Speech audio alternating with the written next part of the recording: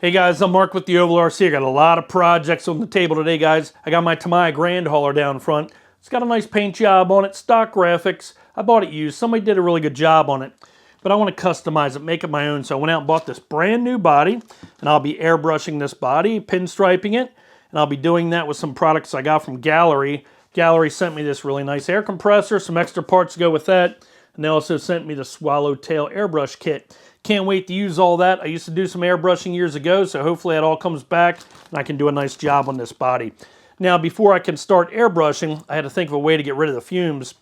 So I did some research on the internet and YouTube, and looks like Vevor has a really good reputation for making really good airbrush paint booths, and that's what I got. So inside this box here is the Vevor airbrush paint booth. I'll be taking all the parts out of the box, putting it together, and we're going to test it out today and see how it works. So I did want to tell you guys that I did pay for this. This is not a sponsored video, and I wanted to show you what everything looked like before I get it out of the box. Got a few loose pieces down in front, but other than that, everything pretty much pulled right out of the box, and it's, like I said, very well packed. So we just got to remove the styrofoam on the sides here, it looks like.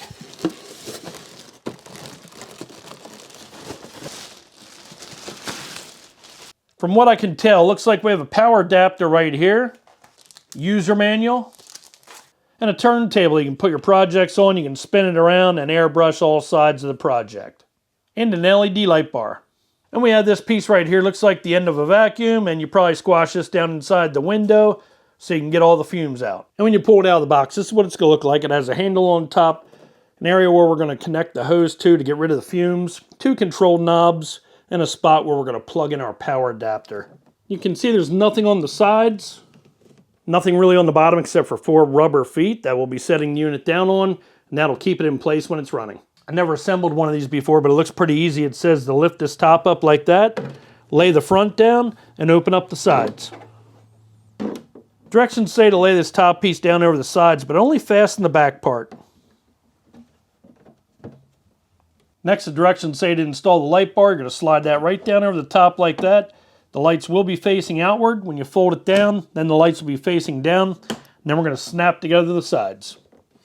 Next, we'll be installing these LED light tubes, and they are marked left and right. And it says to make sure the connection on the end is tight. When you're putting this unit together, the left side will be this side right here, and the right will be over there.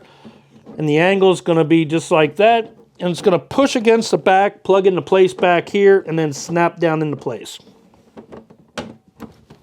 And it'll look just like that. Next, we'll do the same for the other side. Next, we'll be installing the 2 LED light tubes, and you want to make sure that the lights are facing the inside. Next, plug the top and bottom male connectors into the female connectors.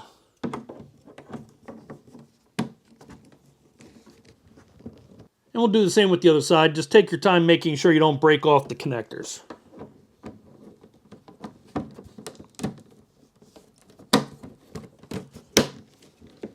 So far, it looks like a really good quality piece. I'm pretty impressed, except for they didn't show you how to put the hose together in directions. No big deal. We can figure it out. This rubber piece here will slip down over that like that. Before you put that on, you're going to take this hose, screw that into that rubber piece like that. Going to take your piece that looks like the end of a vacuum cleaner and screw the hose onto that. And then you'll set this down over top of that, and before you do, you'll slip this hose clamp underneath there, and then you'll fasten it and stretch this out the way you want it, and I'm going to show you how to do that. What you're going to do is you're going to take this hose here and stretch it out a little bit.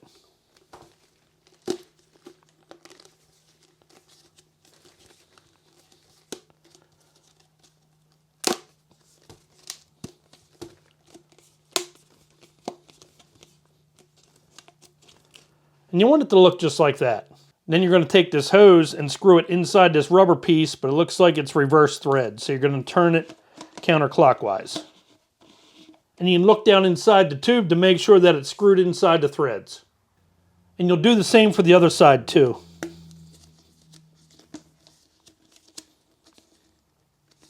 that's what the end of the tube will look like after you have some of that pulled apart, and that'll screw right inside this plastic piece right here.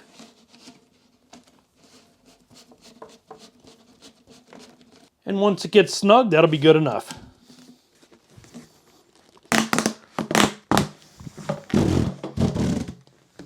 And I don't have a tape measure handy, but when you stretch it all the way out, it looks like it's about 5 feet in length. Now we can slide the hose clamp over the rubber end and slide the rubber end right over top of the spout there. Set it right into place.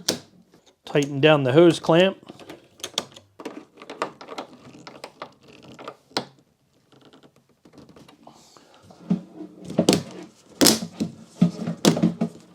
I think it's pretty easy to figure this one out, but this is where you plug in the power cord. The knob close to the front of the box, if you turn that, that'll turn the LED lights on. Got lights across the top and the sides, and you can also dim them down if you like. That's really cool. The knob close to the power connector is a variable speed knob, and that'll control the speed of the motor.